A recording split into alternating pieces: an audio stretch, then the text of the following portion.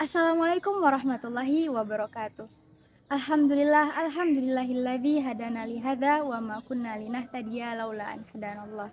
Asyhadu an la ilaha illallah wahdahu la syarikalah wa asyhadu anna Muhammadan abduhu wa rasuluh la nabiyya ba'da amma ba'du.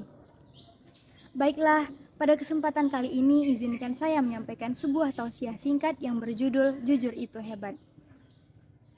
Hadirin hadiroh rahimakumullah. Bila tersebut kata jujur, berarti kita berbicara tentang perilaku seseorang. Jujur berarti berkata benar, berkata yang sesuai dengan apa yang ada dalam hatinya dan sesuai dengan apa yang ia lakukan. Pada zaman sekarang, perilaku jujur sudah sangat sulit kita temukan. Bahkan, drama ketidakjujuran ini telah berlangsung sangat terang benderang dan tidak menjadi rahasia umum lagi. Sosok manusia jujur telah menjadi barang langka di bumi ini. Mencari orang pintar lebih mudah daripada mencari orang jujur. Padahal Rasulullah SAW telah mengajarkan kepada kita agar selalu berperilaku jujur dalam kehidupan sehari-hari, seperti halnya dalam hadis riwayat Muslim yang artinya dari Abdullah bin Mas'ud radhiyallahu anhu berkata bahwa Rasulullah SAW bersabda, "Hendaklah kamu berperilaku jujur karena sesungguhnya kejujuran itu akan menghantarkanmu kepada kebaikan dan kebaikan itu pula akan menghantarkanmu kepada surga." Hadirin hadirah rahimakumullah. Marilah kita simak sejenak sebuah kisah seorang penjaga kebun yang menanamkan perilaku jujur dalam kehidupannya sehari-hari yang hidup pada zaman tabi'in.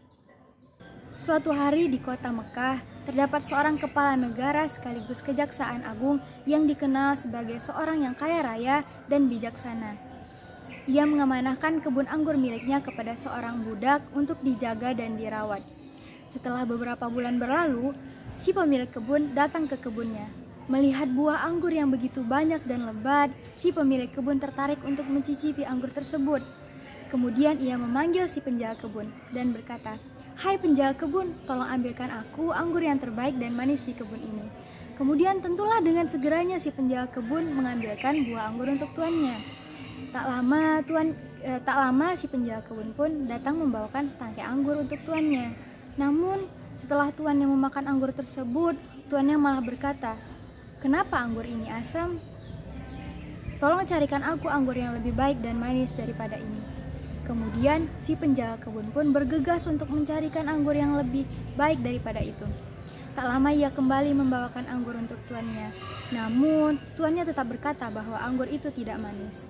Sehingga terjadilah kemarahan sang tuan dan berkata, "Mengapa engkau tak dapat mencarikan aku anggur yang baik dan manis?" Namun si penjaga kebun menjawab dengan hati yang lembut dan nada yang tenang.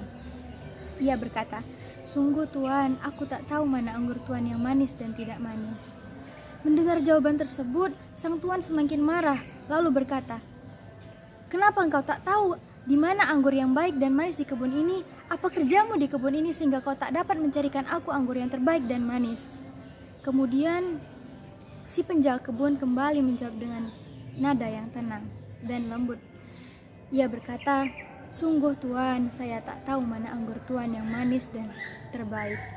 Lupakah tuan bahwa dulu saya hanya diperintahkan untuk menjaga dan merawat kebun anggur milik tuan, sehingga tak satu pun anggur tuan yang saya cicipi."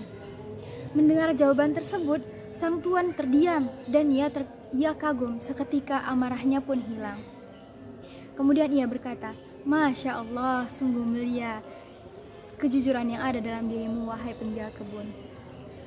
Setelah kejadian ini, si penjaga kebun dibebaskan dari status budaknya, lalu ia diberikan harta yang berkecukupan, sehingga saat ini ia dikenal sebagai seorang ahli hadis dan ahli fikih.